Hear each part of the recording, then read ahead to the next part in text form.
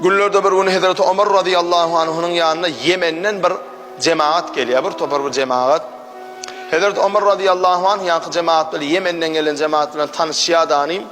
Bunlara şeyle soru veriyor. Sizin işiniz ne diye, ne işledip ekleniyorsunuz diye, halal kazancı ne denediyorsunuz diye, ekin ekkiyorsunuz mi, at bakıyorsunuz mi, yok yapıyorsunuz, mahallacılık ediyorsunuz, ne diyorsunuz? Ya başka bir sanadınız var mı, kârınız var mı, ne edip eklence diyorsunuz diye. Onunla ol mihmanlar hiç iş edemez yok diye, ırzgalı Allah veriyor diye. Biz diye Allah'a tevekkül edip yatır diye. Irzgalı Allah veriyor diye, bizim diye Allah'a tevekkül edip Allah verir deyip yatır diye. Hazreti Ömer radıyallahu anh kahar geldi diye. Tevekkül eyleyen zatın nemediğini siz bilin, lakinim yalan sözleyiniz diye. Vah şeyle bir söz ay diye.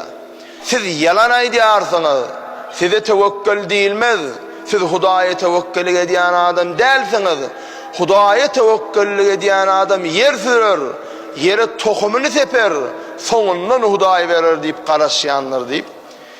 Hiç iş etmen, Hudaya verir diyen yalancıdır deyip Peygamber aleyhissalatu vesselam'ın hadis-i şerifine diyor. Peygamber aleyhisselam ne diyor? Hayta bir adam yeri olsa ekin etsin, yerini boş koymasın diye.